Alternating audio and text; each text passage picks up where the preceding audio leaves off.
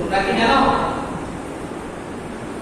একটা নমুনা মিনাল মুফলিস দুনিয়ার ভিতরে সবচেয়ে বেশি গরিবকে তোমরা কি জানো? সাহাবা রাদিয়াল্লাহু তাআলা আলাইহিম সহজ সরল জবাব দিচ্ছেন, ইয়া রাসূলুল্লাহ দুনিয়ার জমিনে যার টাকা নাই, পয়সা নাই, অর্থ নাই, করে নাই, দুনিয়ার জমিনে যে সমস্ত মানুষের ঘরবাড়ি নেই তারাই তো গরিব।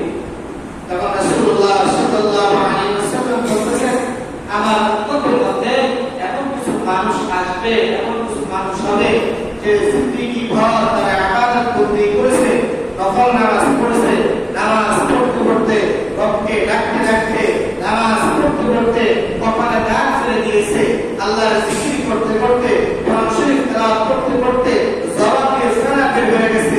বিশাল ইবাদতের পাহাড় নিয়ে, আমলের পাহাড় নিয়ে কাল হাসরের কিয়ামতের ময়দানে সে উপস্থিত হবে। কিন্তু দুনিয়ার জমিনে সে এমন ধরনের কাজ করেছে যে কাজ করার বদৌলতে সে আমল শূন্য হয়ে যাবে, আমল শূন্য হয়ে যাবে। সাহাবা কেরাম রাদিয়াল্লাহু তাআলা আলাইহিম আজমাইন বলতেছেন, ইয়া রাসূলুল্লাহ এটা কেমন কথা? বলতেছেন, দেখো দুনিয়ার জমিনে বহু আল্লাহওয়ালা আছে, বহু হাদিস থাকবে, বহু বিশ্বাস থাকবে, বড় বড় বুজুর্গ থাকবে, কিন্তু দেখা যাচ্ছে গাড়ি আছে, টুপি আছে, সব কিছুই আছে, দেখতে অনেক ভদ্র, দেখতে খুব সামাজিক মানুষ, কিন্তু দেখা যাচ্ছে বড় হাত মেরে গিয়েছে, মানুষকে কটু কথা বলেছে, মানুষকে কষ্ট দিয়েছে, মানুষকে দুঃখ দিয়েছে, মানুষের হক, মানুষের সম্পদ আত্মসাৎ করে দিয়েছে, ক্ষমতার দাপট দেখিয়ে, ক্ষমতার অপব্যবহার করে, শক্তি দেখিয়ে, টাকা পয়সা আছে, টাকা পয়সার গরম দেখিয়ে, লোকজন দিয়ে, ক্ষমতা দিয়ে, পাওয়ার দিয়ে দুনিয়ার জমিনে মানুষের সম্পদকে লুণ্ঠন করে গিয়েছে, মানুষের হক করে গিয়েছে, চুরি করে গিয়েছে, জবরদস্তি করে গিয়েছে। কিন্তু ওই অসহায় মানুষগুলো দুনিয়ার জমিনে কোনো শক্তি ছিল না, দুনিয়ার জমিনে কোনো তাদের সাহস ছিল না, তার প্রতিবাদ করার, সম্পদগুলো ফিরে আনার তাদের এই সাহস ছিল না। তার হাসির কিয়ামতের ময়দানে তারা প্রত্যেকটা মানুষ ওই ব্যক্তির কাছে উপস্থিত হয়ে যাবে, ওই ব্যক্তির কাছে উপস্থিত হয়ে বলবে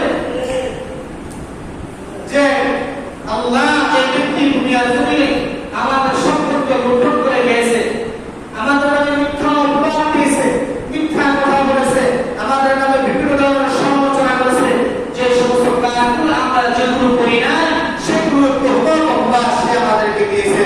তখন আল্লাহ বলবে, এর বিনিময়ে তোমরা কি চাও?